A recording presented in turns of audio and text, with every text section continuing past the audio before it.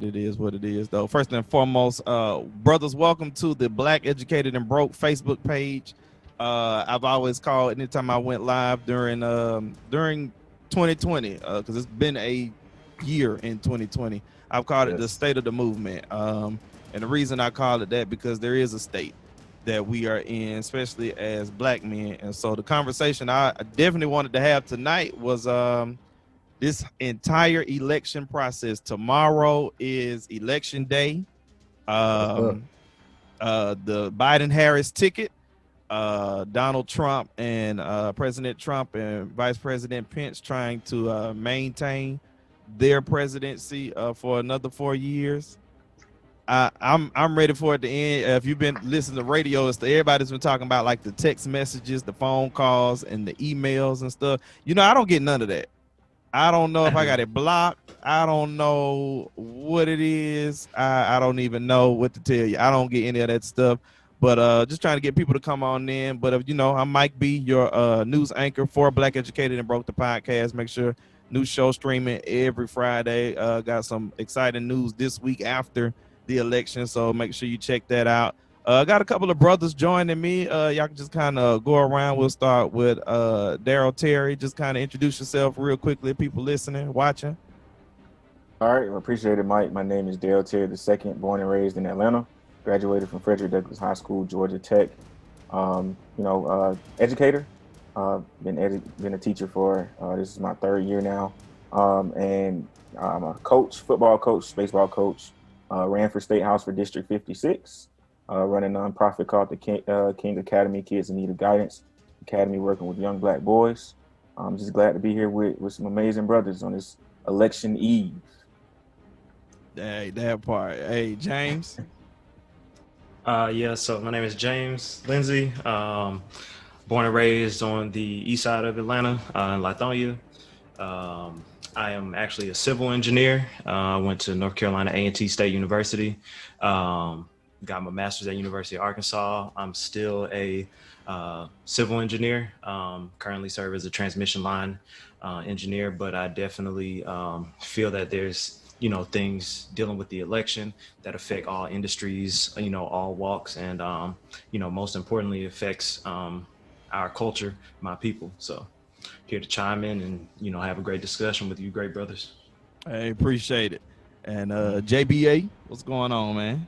Hey, what's up, everyone? Jason Allen from Atlanta, actually a graduate from Frederick Douglass High School as well. So Oh, shout wait a out minute. to It's hard a Astro. minute. It's two of y'all. Let's go. Wait. Astro Oh, brothers. here we go. It's two on two. I Astro mean, pride. you have Astro to, pride. you have to acknowledge that. So yeah, but Daryl is also a former student from Bunch Middle School. So I think it just speaks to the amazing work that has happened in Atlanta. So shout out to Aaron Fernandez and Dr. Smith, so many former principals, Dr. Hall, that all were principals, Dr. Jesse, and APS, who really instilled in a lot of us the qualities of civic and community engagement. Mr. Gordon from FL Stanton, my first black male educator. Just shout out to so many great educators in the city of Atlanta who have really been the unsung heroes of the movements that have come out of the city. So I just wanted to, put that in my shout outs for my opening. Hey, man, thank y'all for joining me. Man, got a couple more brothers that may be able to join us, but it's just a conversation. Earlier today, couple of panels that I tried to keep up with. Of course, President Obama was here in Atlanta, but the conversation of black men in this election on Black Educated and Broke last week, I had, I guess you can say, a political commentator and Senator Kamala Harris advocate, Sydney A. out of Chicago on our show. And one of my last questions for her was, can black men trust this ticket? So I'm gonna throw that question out to you all. Tell me how you want to take it first. I'll start with James on this one. Brother, I mean, is this a ticket that you trust, that you can believe in? Just how you feeling about it? I mean, I really say really, you got to ask that question. Can you trust any ticket for real? Right. I mean, unless you were like really there, you know that person, right there, like how do you know how someone is, you know, behind closed doors? However, I will say that I feel like this ticket does have our interests in mind, or at least they've done what it takes so far to kind of raise our interest. But I will say that at the end of the day, it is our job to hold them accountable Right. for these different things, because it's easy for them to say, okay, yeah, I'm gonna throw these catchwords around, I'm gonna say this, I'm gonna say that, and you know, everybody's gonna like it. But then who's gonna be the ones to hold them accountable? And then even more so, it's also our duty to not just vote right now, you know, every 4 years. Is really the primaries and the local elections that really play the big part. So you know, because then those people who are on the ground level, then they also need to put the pressure to the people nationally as well. So I say overall, I would say yes. I still have my questions. There are some skepticisms that I have, but I would say I'm looking on the positive side of this ticket. All right, Daryl. Yeah, I definitely say one thing that I try to stress to my kids, and when I say my kids, I mean my students. One thing I stress to my kids is nobody's perfect, right? You're not gonna get somebody that 100% agrees with you. You're not going to get someone that fundamentally might agree with you on every issue. But when you cast your vote, or if you've already cast it, do you have the question that you should be asking yourself is, do you have faith in this person to be able to lead us and to make good decisions for the generations coming behind you? And the thing that I think about when people ask me, do you trust Joe Biden? Do you trust Kamala Harris to make those decisions, those key decisions in those crucial moments? And my answer is 100% yes. The reason being is because you have to look at their records. Kamala Harris is one of the most progressive liberal senators in the United States Senate. And while she's not perfect, she has done a lot of things to help the Black community. Joe Biden, in the same effort, even though a lot of people like to target Joe Biden for, you know, comments that he made previously. I think you have to look at where he is right now. He's very outspoken on supporting the Black Lives Matter movement and supporting the Black community. He's even discussed sometimes what it looks like for reparations for Black people and what that means. And so when we talk about individual beliefs and individual understandings, I get that not 100% of the time I'm going to agree with Joe Biden. I understand not 100% of the time I'm going to agree with Kamala Harris. But at the end of the day, do I want Donald Trump making my decisions, or do I want Joe Biden making my decisions? And it really comes down to that, because one thing that I stress to my kids is, whether you like it or not, it is your civic duty to go vote. It is your civic duty to participate in elections. And so if you don't believe in the people that are currently on the ballot, run. And my kids look at me crazy every time I say it.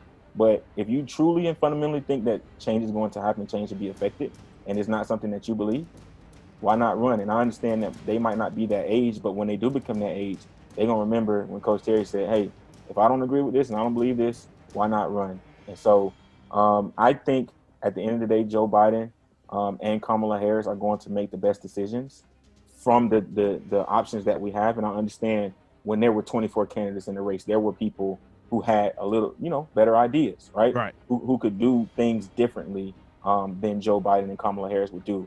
But at the end of the day, who won, right? And we have to, and Professor JB said this earlier, we have to start supporting people who have the plans that we want to see in action. And we have to get out there and support those people, because at the end of the day, it won't matter if we say that we want these things in place, but we can't actually go out there and support the people and help the people that are trying to get it done. Hey, I appreciate that, Jason. So one of the things I feel like is important, especially for Black Americans to understand, is from whence we came. We don't talk a lot about history, and I am very, you know, even perplexed to saying this, that there are so many Black Americans who are miseducated. You know, I'm thinking about growing up in Atlanta, and I'm thinking about how, you know, you learn certain things in school, and then the streets teach you certain things as well. And for Black people to be so about it, right? Like, we're so about this life, and we're on ready, or whatever the new, you know, term is to show that, you know, you don't take anything from people. We lose in this fight. Like, we're forgetting that this is spiritual warfare, but this is also a physical fight. They're attacking us in education and healthcare and small business. They're attacking us mind, body, and soul. Why am I saying this? Because we have to pick between the lesser of two evils. Because let's be frank, what have the Democrats or the Republicans truly done for the freedom of Black Americans in this country? From however the parties have changed over time, this is a system designed to oppress us. It was masterfully designed and like horribly implemented by the way that it treated us. So when we look at this election and our right to vote, if our right to vote wasn't important, I know that it's about Black men and us getting out to vote, but if we don't understand the power of voting, this goes back to civics. So Daryl is an educator.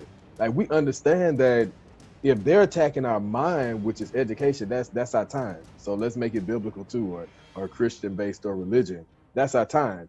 If they're attacking healthcare and they're attacking our bodies, because you can't be in your best position to fight if your body is weak, right? So now they're attacking our treasure because I have no value if I am in poor health.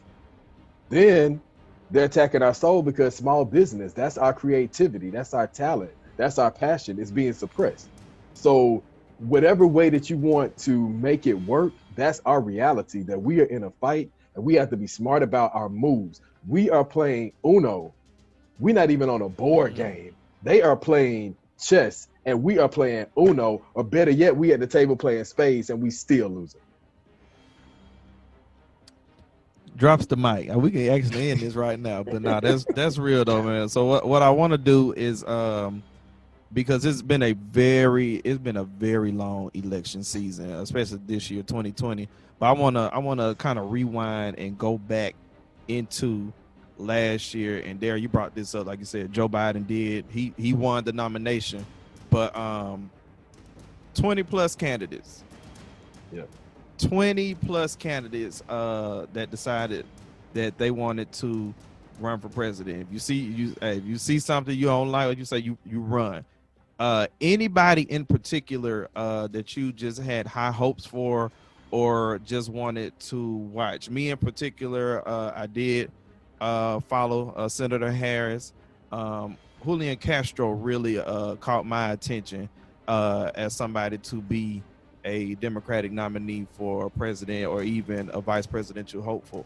But I want to open that up as an open question for you brothers. We'll start with Jason.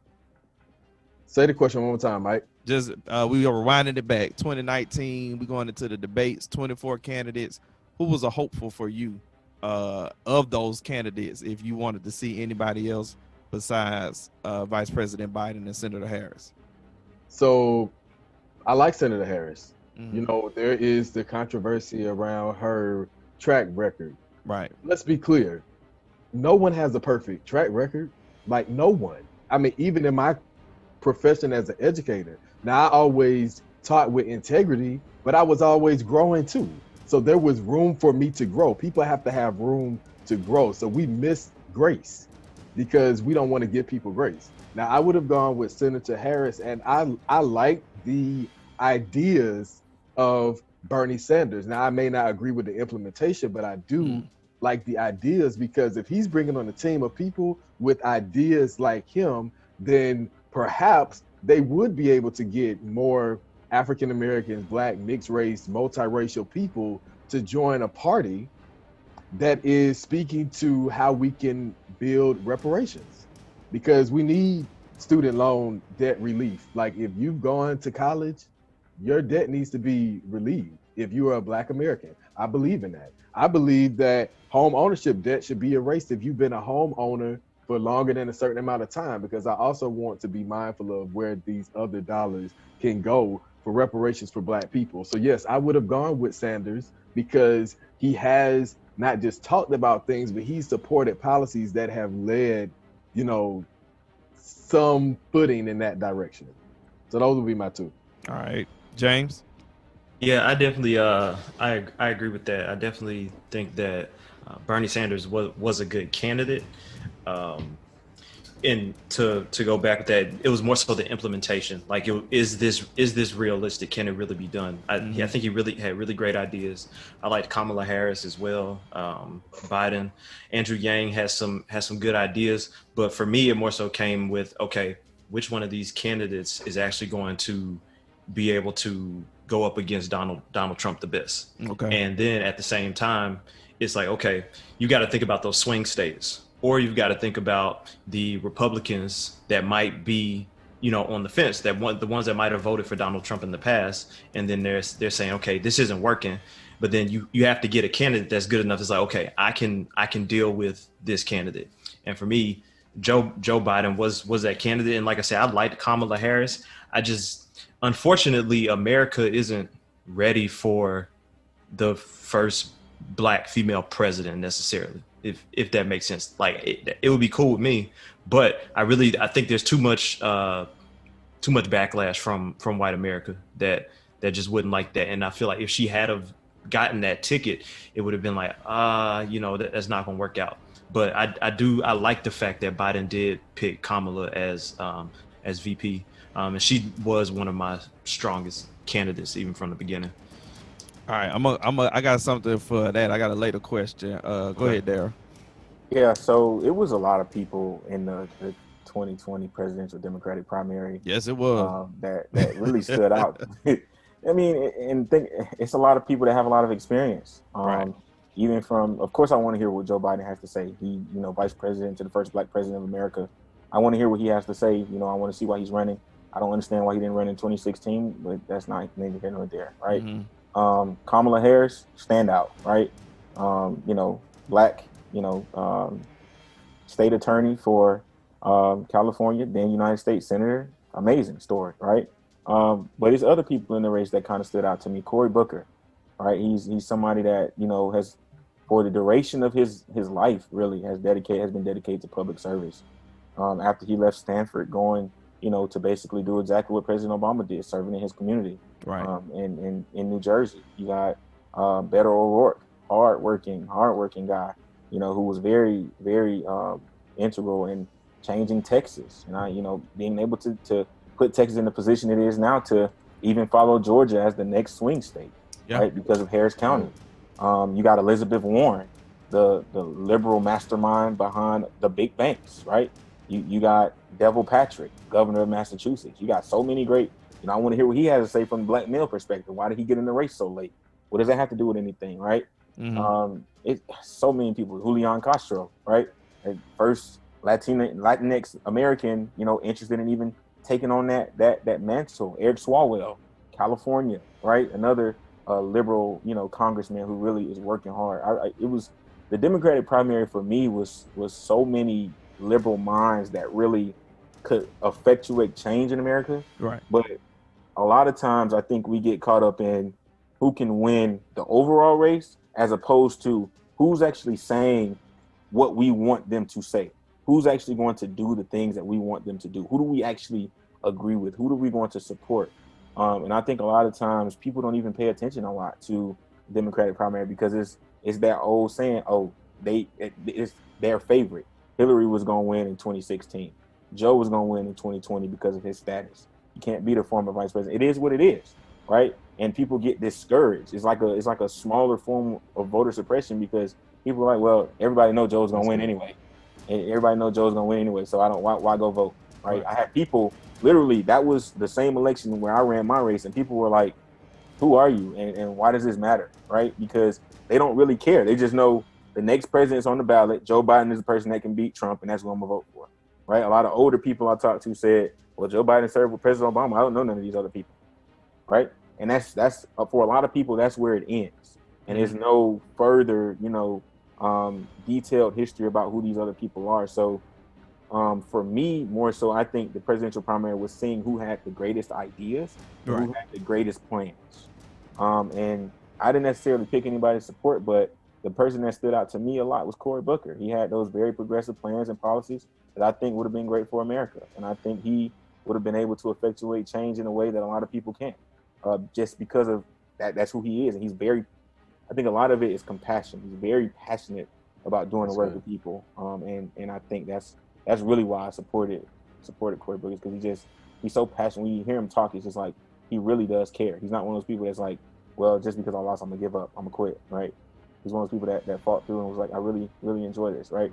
This public service thing is really cool to me, so that's why I'm doing it. Not just because I want to, I want to see America be great, but I want to see everybody be great. I want to see everybody, do great things, be able to have those same opportunities that a lot of people don't have in America, right?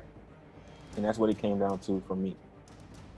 I'm with it. I like Cory Booker. I'm really hoping for this I guess you could say this Black Senate flip, because as most Democrats, most people are looking to see Kamala Harris as the next VP. So where does that leave the United States Senate?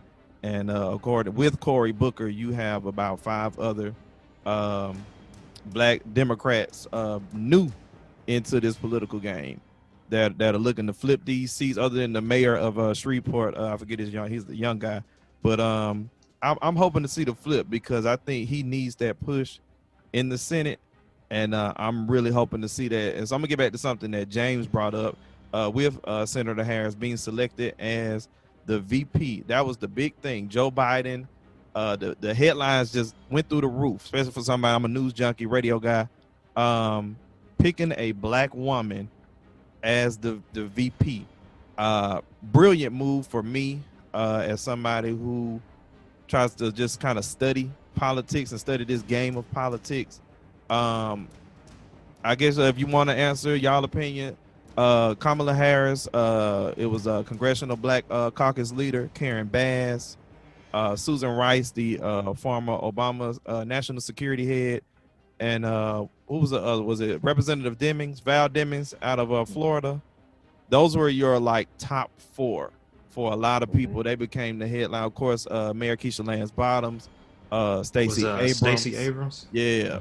Who were you looking at when that list came up? I'm gonna use my dad for an example. He is really getting into politics a lot more often, especially after the Obama administration. He loved Representative Val Demings. I think what caught his attention is her background in law enforcement as a Black woman, and he really thought that was what Joe Biden needed, especially with the current state of law enforcement. But we're getting to see now more on a public level. But for y'all, I mean, who were you looking at before Senator Harris was picked? We'll start with James. So I really thought Stacey Abrams could have done a really good job. Just the way she ran her race, running for governor of Georgia. I think it was just quite unfortunate that she couldn't get in Georgia. But you know how Georgia is. They're not really ready to make that switch yet. And a lot of people mention Keisha Lance Bottoms. I think she did a great job handling the situations back in June and just everything going on with COVID. However, I think that Stacey had the experience that I would have wanted to see. If it wasn't going to be Harris, Stacey Abrams had the experience that I would have wanted to see if it wasn't her. Just based off the way she ran her campaign, the way she did things, and her experience in Georgia. Darryl? I think the best pick that Joe Biden could have made would have been Susan Rice. And I say this because Susan Rice was Assistant Secretary of State for African Affairs under Bill Clinton. She was the ambassador to the United Nations under President Obama. And then she was also President Obama's National Secretary, not National Security Advisor, I'm sorry. And she was just a phenomenal person. She, if you've ever heard her speak, she talks a lot about what it means to be Black and what it means to be a Black person in politics, right? And she kind of stood out for me because I think that she was the person who might have been the most ready to take over because she's been in and around it for so long. Right. And she had the experience, I think the requisite experience of working at the federal level for decades, right? She worked under Bill Clinton. She worked under President Obama twice. And I think she's also a Rhodes Scholar, right? She has all of these accolades that I think would have been an amazing, connection. And Kamala Harris wasn't far behind her. Don't get me wrong. Val Demings, Kamala Harris, Stacey Abrams, all these, Keisha Lance Bottoms even. I worked for Keisha Lance Bottoms 5 years ago. And so all these people were, amazing candidates to pick, right? Don't get this. I'm not taking anything from them, right? But I think Susan Rice kind of stood out to me just because of her connection to President Obama, what she's done with African affairs in the State Department for the United States and how that looked, and where she kind of her trajectory was on becoming, the vice president. But I think she just didn't get kind of like a strong look in that because she hasn't really served in any elected positions or because she hasn't really served in any executive positions except with the exception of the ones that she had already been in. So All right, Jason. I agree with what Daryl said. I don't want to repeat, Okay. but he made really great points about Susan Rice. I think that she would have been an amazing pick. Of course, I think I was just more honored because Mayor Keisha Lance Bottom, she's an Astro, and I was like, that would have just been so amazing. I had to get rid of the bias too. Oh. Yeah, There they however, go. Shout out to Doug. We love Doug. Yeah, we do. However, to this point, I think that the point that you made about your dad and him getting more involved in, the political scene and, really doing the research, voter education, we have to, drive that with people, like educating people on what to look for. Because my thing is, and I've heard it this election, oh, she's an AKA, or they're a part of this sorority, or they went to this church. Those things are great. I love that. I'm not taking anything away from that. However, what are their policies? What have they done? This is, I attribute everything to how we teach the minds of young people. So even when we're talking to them, even when you're empowering young Black girls about who you are dating, who do you want to date? What do you want from someone? So it's like, that's what you look for in a candidate. What have they done? What is their character? What are the things that they have stood for? So, those are the things that I definitely look for in a candidate. That's why I was, impressed with Susan, and I think that she would have been a great pick. However, they all were great in their own right. So I wanted to make sure I ended with that. I love it. I'm gonna shift gears. I just a big thing, and I saw this Essence article that was published, I believe today or over the weekend, about Black women, and that has been the huge conversation. Black women being the backbone, being the strength of the Democratic Party, and this big thing. Trust Black women. Jason, I think you tweet that at least once a day.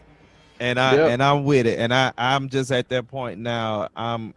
I think we've had our Black men on political status. They changed the game, if I can put it that. When you think of people like John Conyers, down to our very own John Lewis, but it's Black women, because it's just something different about it. I mean, Shirley Chisholm and Barbara Jordan, Black women, trust it. But I want to shift gears to hip hop and and this influence on the Black vote. Shout out to 2 Chainz. He was home here in Atlanta at the rally today with President Obama, and he got up there with his little speech. I'm different. And somebody put on Twitter, they was like, "Is this a comedy sketch?" And I was like, "Listen, don't do that. Leave 2 Chainz alone. That's the next mayor of College Park. I don't care what nobody say." But hip hop's influence, man. Hip hop influence on the Black vote. We've watched a lot of people, just music in general, hip hop being the culture, but our rap artists, R&B artists on this ticket for the Democrats on this campaign to, hey, the Black vote has been suppressed enough. So let's get out and let's vote. Let's, like you said, James, hold these people accountable, but we got to get them in office first. We've seen Common, we've seen Alicia Keys, people on that level. Of course, John Legend. John Legend is huge when it comes to the Black vote and the Democratic Party. And then we got Ice Cube and 50 and Lil Wayne, and sometimes I don't even know. I've gotten to the point I ignore it. As somebody as a news person, I just report it and I keep it moving. But y'all can talk about all three. I have a specific question, but what I just want to say, what are your thoughts with hip hop and the Black vote? And they even mentioned Diddy. Diddy did endorse Vice President Biden and Senator Harris, but he's going to start his own political party. I believe he said he was going to do. PAC, PAC, wasn't it? What is it? It's a Was it a PAC. PAC or a Yeah, I political think party? did he say political party? I know he said PAC. Oh, I know he maybe it's a said PAC. Maybe I read that wrong. But we go hit that hip hop. So there, I'm gonna start with you. Just your thoughts on this new experience, because I mean we've seen hip hop before, from Diddy's Vote or Die, President Obama in office. That was huge for hip hop, and then where we are now as the culture continues to, I guess you could say, influence the black vote. Well, I think hip hop has played a huge part into getting a lot of people signed up, registered, and active in the voting for 2020. Even people like Lil Baby, right, in his song "Bigger Picture," and even some of the younger people. I think in Georgia we registered hundreds of thousands of people between the ages of 18 and 29, and getting those people actually registered to vote. We are sitting at 3.9 million registered voters. Not registered, people that have already cast their ballot, and our total for 2016 was 4.1 million. And so, of course, we're going to surpass that. And they're they're saying that we're going to get to 6 million. But I think hip hop has played a huge part into that, and I think the culture has played a huge part into that, because people are getting active. People are starting to understand and actually try to figure out what it means for them to be civically engaged. Even the conversations that I have with my kids now are like, well, what do you think about this? What do you think about what Ice Cube said? What do you think about, what 50 Cent has said? And I honestly have to answer those questions. And I fundamentally believe that hip hop has a place in our culture, because it has such a huge impact on our day-to-day lives, right? Of course, we listen to our music on our way to work, on the way home, while we're in the shower, things like that. And so we're listening to these voices, and we're going to listen to the things that they say. Right, we're going to hear them out, but it comes a point in time where I believe that you have to fundamentally change your perspective on certain things, right? And I think you have to be able to make that decision for yourself. Do you think this individual is saying things that is going to either uplift the black community or hurt the black community? And it comes down to that, right? Do you think the things that this individual is saying is going to uplift or hurt the people that have been, truly hurting for so long? Because you got people, let's take, for example, who have never voted before in their entire lives, 40, 50, 60 years old. Right. I saw a guy 73 years old who's never voted before.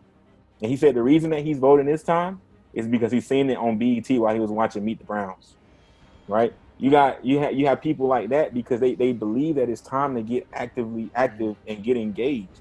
And I think that plays a huge part into, what our politics look like, because let's be honest, when Joe Biden actually had to start looking for a vice presidential candidate, he had to pick someone that was black.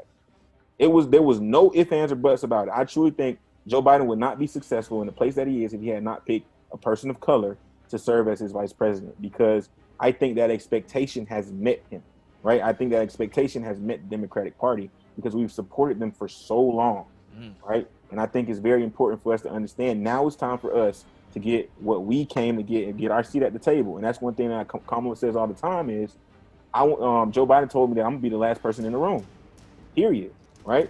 She's going to be the last person in the room. She's going to be able to make the decision. She has that perspective of black people, even coming from where I'm coming from, a black Greek, someone who understands what it's like to live in these shoes, graduating from Howard, knowing what the culture likes, right? So understanding that and what that plays into this, I think, is a huge part of our part of our politics. Go ahead, Jason.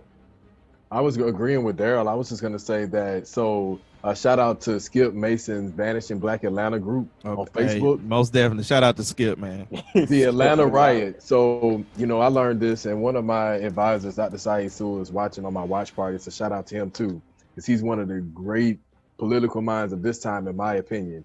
Ask me how I know, because we flipped West Georgia, right? After we had not had a black student government president since 1974, when they elected the first one. Now, why am I mentioning this? Well, because in this book, and I'm going to read it, this is a teacher in me, it says that in the 1880s and 1890s, Atlanta's young black elite were unsuccessful in working for neighborhood improvements. So Mike, you know this is Atlanta all day. Daryl, this is Atlanta all day. James, Atlanta all day. Neighborhood improvements. What are these seniors, our Black, citizens asking for? Meeting after meeting, year after year. Neighborhood improvements, better education facilities, employment on the police and fire departments, and improved sanitation. Same things that we're still arguing. Yeah. I'm mentioning this because once we started getting power and knowledge, the Atlanta race riot happened in 1906. And so after they massacred and killed Black women, children, men, seniors, they sent a message to the Black elite. And the Black elite, unfortunately, sold out the working class and poor Blacks, which is what we're seeing now. And so to Daryl's point about having somebody in the room that understands both sides of the track, because this is politics. We have to play the game as we're dismantling the system. So we have to play the game, but you need somebody in there who knows how to play the game. And that is the reality. We keep electing people that are talking about the hood, but when they get in these rooms, they're not representing the hood. Because we would have seen the social justice reform that we needed in Atlanta years ago. And then with Keisha Lance Bottoms, the way that Black Atlantans attacked her, we weren't even talking about police reform. Y'all come on, we got to be real about this. So we got a sister that's in the room that is like, okay, let's get with the people who can make change, but we forget civics because we don't understand who passes laws, who's making the policy. So now we're attacking the wrong people. When the people that make these decisions that we go and elect without being educated, because we forget that voting is one step in the process. You have to be educated, you have to be empowered, you have to be engaged. And so I want to just, speak to that point that we have power in this too. And we have to do our due diligence by getting out and voting. We need to know who we're voting for. I go back to that analogy about relationships. Who are you courting? What have they done? What is their character? Does their work speak for them? And if they don't have any works and they just got loose rap, that's the power of hip hop, right? They protecting their interests. They know that most of these brothers and sisters that's listening to their music, they ain't literate, right? They not. Let's just be real. Police brutality is happening to a specific sector of Black America. Because let me tell you something right now. If it happened to someone like Daryl Terry, when I tell you I wouldn't even be here having this conversation. None of his former teachers, no one that I know would, because we ain't having that. So it's the same type of Black person that is being killed in America, and they don't have anybody in the room speaking for them. James, that was powerful. Yeah, so I love, let me start saying I love hip hop, and I listen to music all the time. I like discussing music. And Mike, what artists I'm big on and stuff like that. I've always felt like hip hop pushes all cultures around the world. Like hip hop is the number one influencer. And right now it's actually been a little, I don't know if scary is the right word, but when you hear people like Lil Wayne, 50, I don't know. I honestly don't know a whole lot about the Ice Cube situation. Like, I know he said that he wasn't, endorsing any particular party. It's a little iffy. I'm like, okay, well, we don't really know. But it really leads me to think, okay, with all these people coming out in these last couple of weeks, is anybody getting paid off? Are y'all doing this just a stunt? Like, are y'all selling your soul just to get some money real quick? Exactly. Right. That's my question. What's your point? Right. And so, like, we'll never know, unless they just come out and something happens. But I think that is great that hip hop is able to get people out to vote. I think it's great that when I turn on the television, if I turn to BET or MTV, I see them talking about voting. That's great.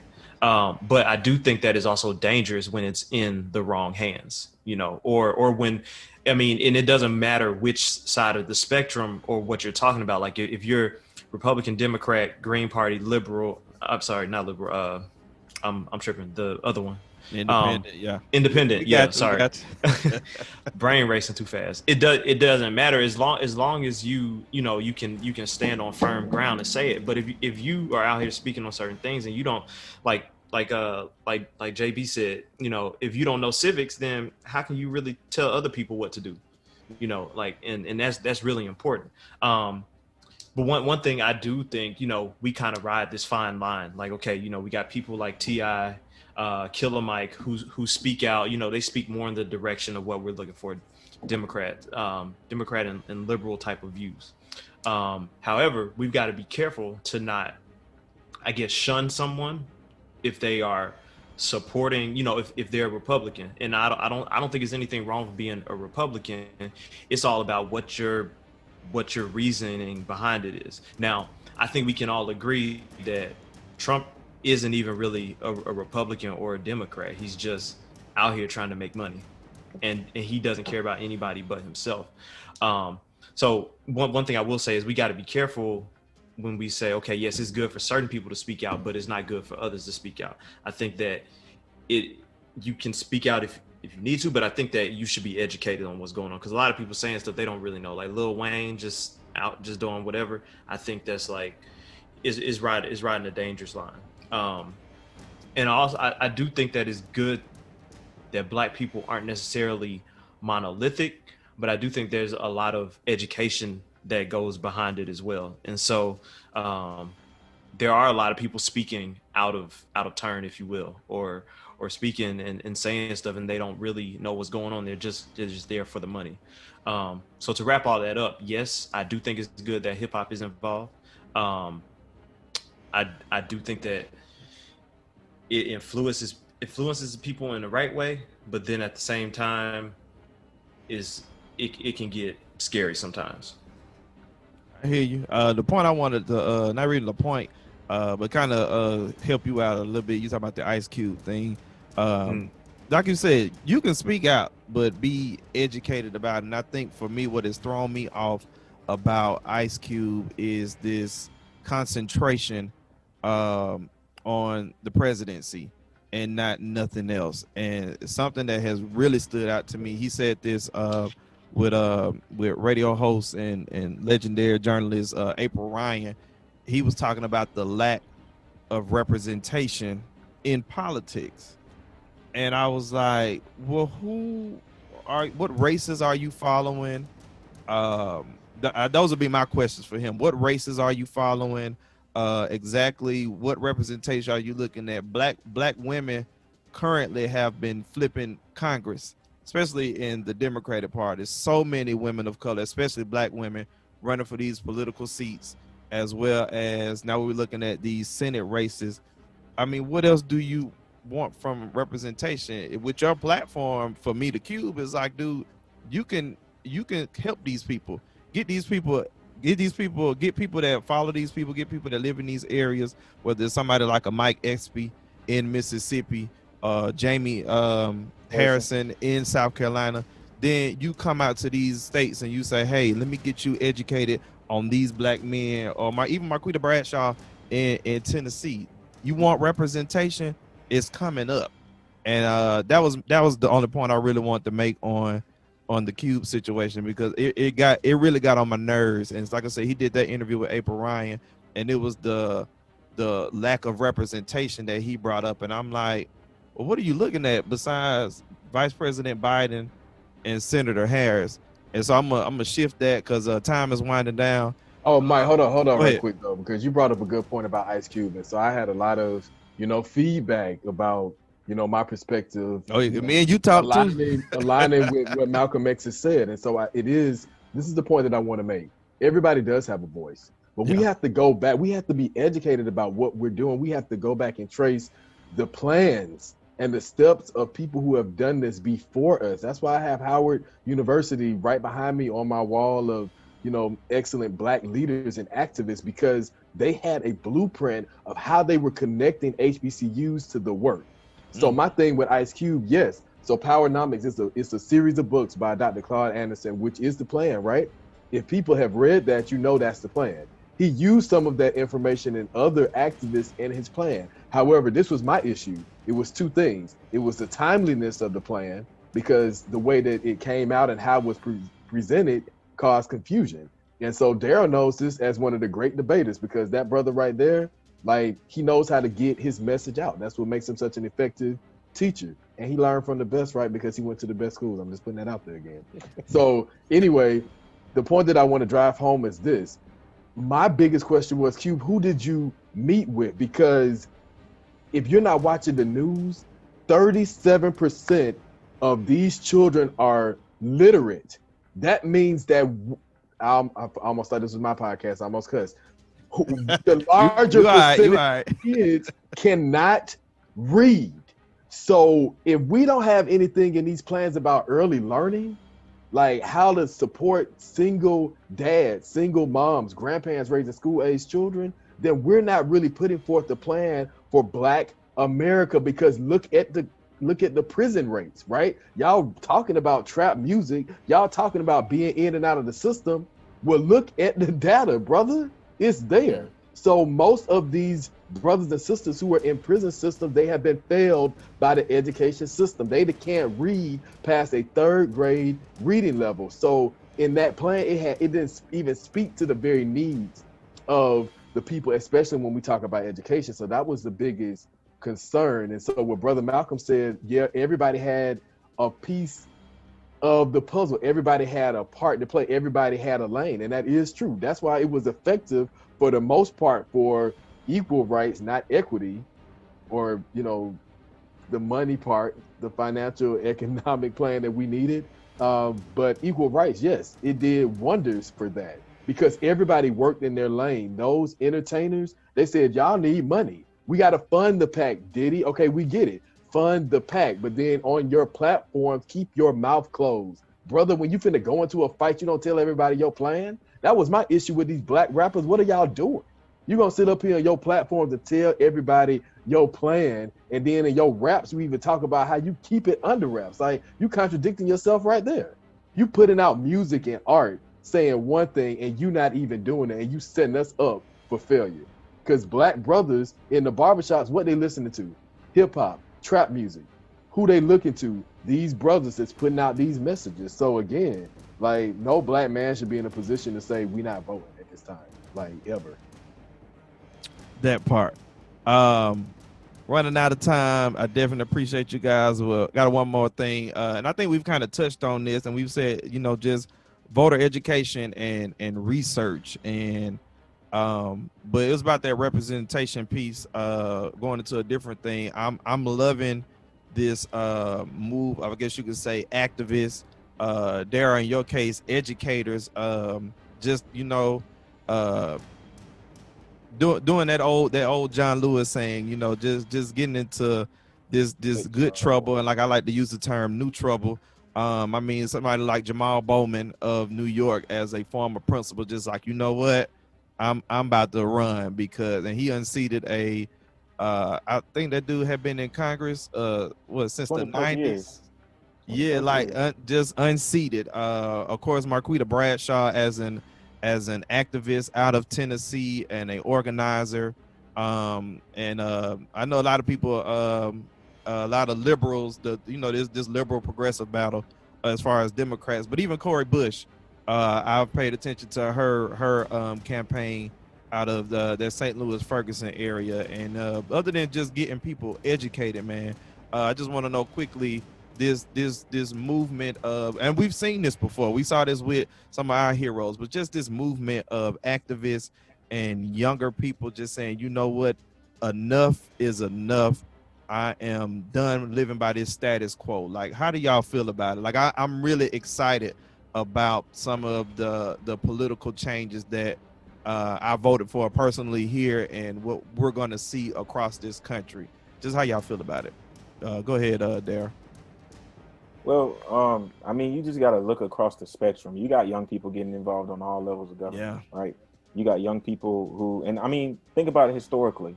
John Lewis, you had people like Julian Bond, these young guys getting involved at very young ages in the political arena throughout history, and that's just continuing to what we see today.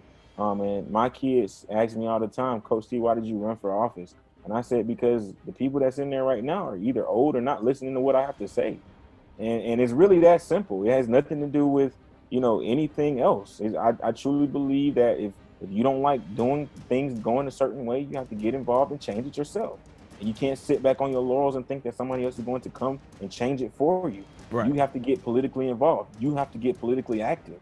Nothing's going to change if you don't want it to change. right? You sitting back, not getting active, not doing anything is not going to change anything. And I love seeing young people get involved, right? I love seeing young people getting out here in the streets, protesting, making the changes, speaking to these legislators, demanding change, demanding action. We get tired of seeing the same thing. I'm tired of seeing black men die in the streets. I'm tired of seeing black people, people of minorities, being pulled over for police for no reason. I'm tired of it. And we have the power to change that. We have the power to make the difference. And I think fundamentally that young people are sick and tired of being sick and tired. Yeah. And they're getting involved and they're getting active. And if they're saying that if y'all don't want to do it, we'll do it. You have to think our leaders are old. We have Nancy Pelosi in her 70s, Joe Biden in his 70s, Donald Trump in his 70s. You have all these older leaders, and you have these young people like Jon Ossoff. Even though he's not black, he's not a black, he's young, right? He's energetic. He's ready to go in and make the changes that we want to see, right? Even somebody like Ebony Carter, somebody that I work with, she's running for state house in Georgia, trying to flip a seat. You have people like one of my friends, Taryn Dene. She has Professor JB taught her as well at Bunch for black girls who have a lot to say. You know, you got these young people who are very interested in getting involved, and I think that's going to make the change, and it's going to change the tide in America, is because these young people, like I said before earlier in the show, you got young people registering to vote at high counts, right? And people voting unbelievable rates. So I think young people are going to make the change that we have to see. We just have to figure out how to get them educated and civically involved in the right way, so that way they can make the change that they need to see on all levels of government, not just our federal, not just our city, our state, all levels, county, all of them. James? Yeah, I definitely enjoy seeing it because, like you all said, our leaders getting old. John Lewis, people are passing away, and we don't need to have to wait another 30 years before we get somebody that can have as much change. It needs to start now, and it needs to be, more widely spread across the spectrum, because you'll hear a few names here and there. Oh, this person from this state, this person from this county in this state. It needs to be more, though. There needs to be several people in many different areas. And the issue is just that, a lot of the times is politics and stuff like that might not be made out as cool. It's just people look at it and they're like, oh, that's boring, that's this or that's that. But then we've got to find a way to present it to them in a way that they're more interested in it. Like I bet you if there was a way that civics could be made quote unquote fun, I really don't know what subject is considered fun when you're in ninth grade. But if there's a way, you can say, okay, this is going to affect you. You could provide a way to allow these young students to say, okay, this is going to affect you further down the road. Mm-hmm. I think more people would be interested if it could affect, oh yeah, you could do this or you can't do this. Or how about, you could change bills that will affect how your tax money, is dispersed throughout your county or throughout your districts and things of that nature. But I love to see new talent, whether it's, any race, as long as it's working for the right purpose, the right cause, there's no hate involved in it, then I think it's great. So I'm really loving to see that. I'm glad to hear that y'all are involved in politics so heavily, and then also are educators, so that we can keep pushing the wheel. And yeah. Go ahead, Jason. Wrap it. I am, and listen, I wrote my notes so I would not be long-winded because I'm not a preacher, but I do like to preach, right? So, hey man, let me say that for people that's watching, going to rewatch, because I'm gonna get this video over to YouTube and we can just share it out, man. But you see that this is Daryl's teacher, but Jason ain't old though. But man, it's just the knowledge you bring, man. So like I said, I don't even want to say it's preaching. Anytime I have a conversation with you, and I'm saying this publicly, that shows the teacher in you. I'm always educated and inspired to do more and continue to do more. So that's why I was like, hey man, just wrap it. You got it. I appreciate that. All right, so here's first point is this: we have to be in a position to change our bad habits, and as Black Americans, we have to accept that.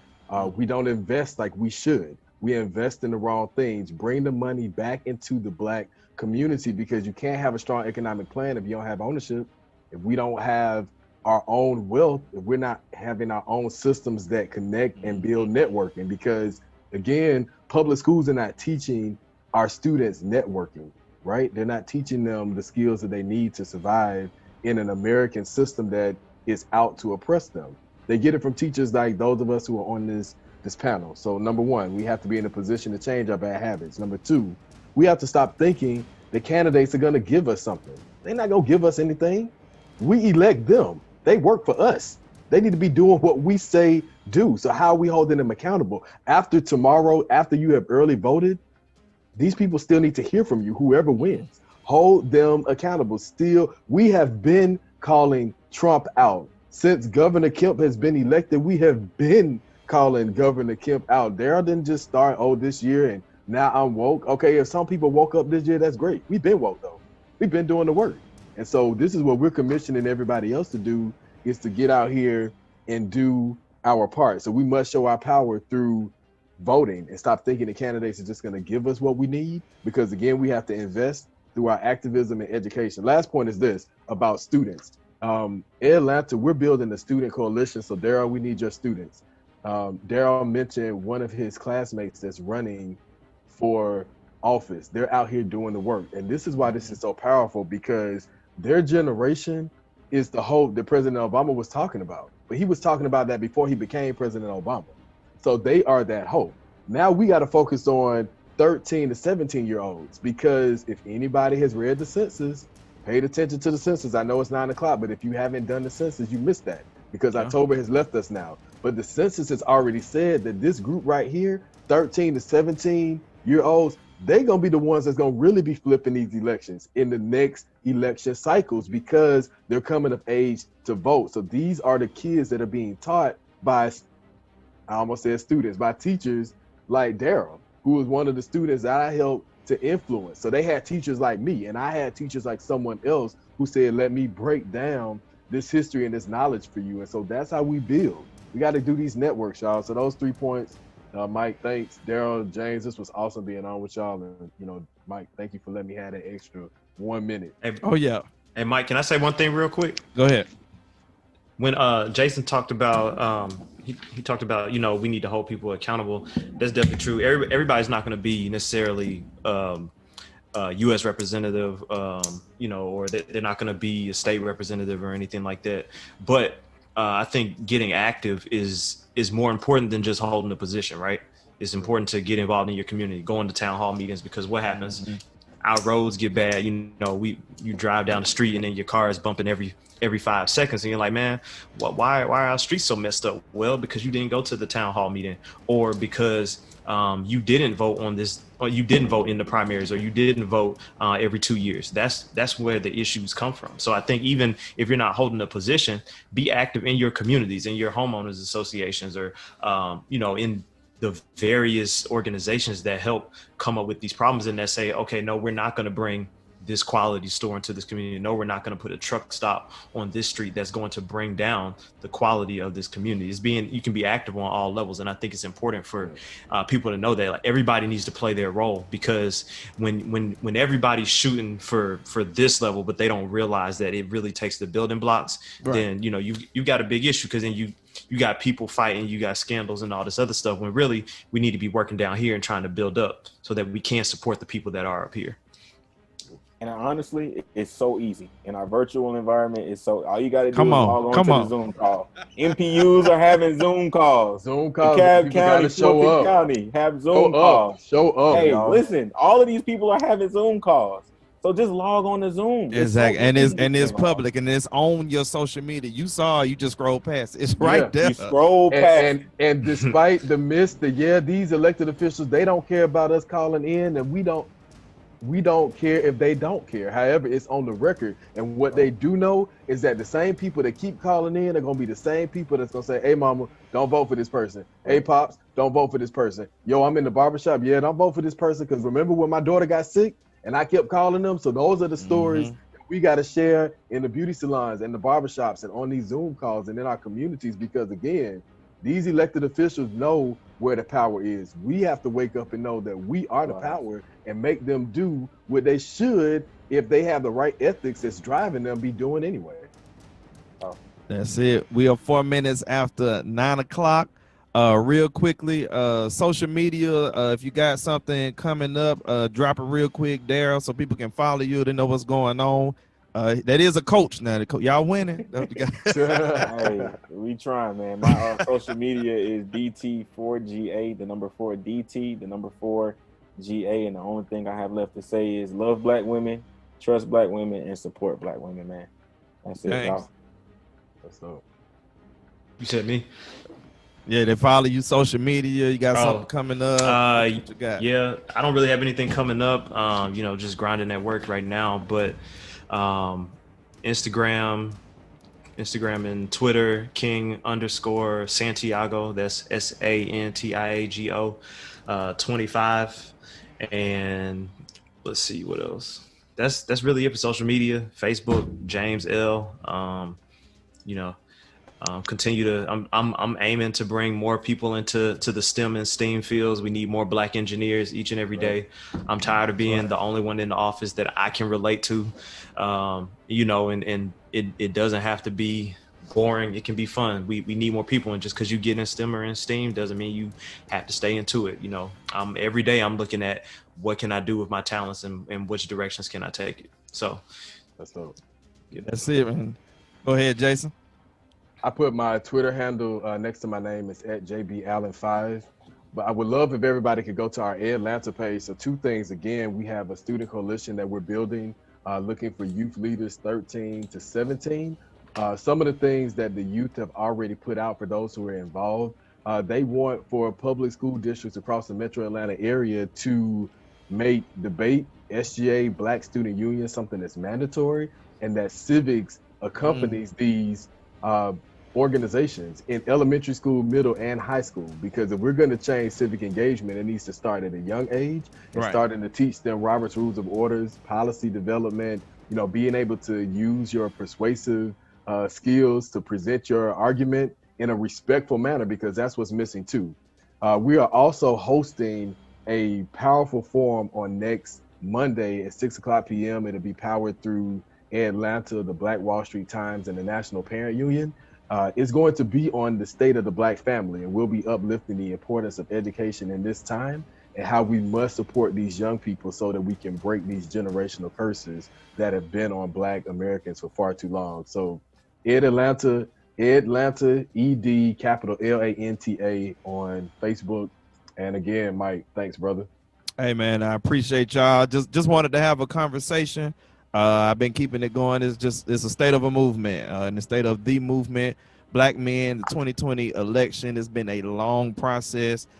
Tomorrow's one day is going to even feel longer. It's election day. If you have not voted, please vote, get in line, stay in line, and make it fun. I think that's been the process for me, and just meeting people at these polling places, man, just making it fun.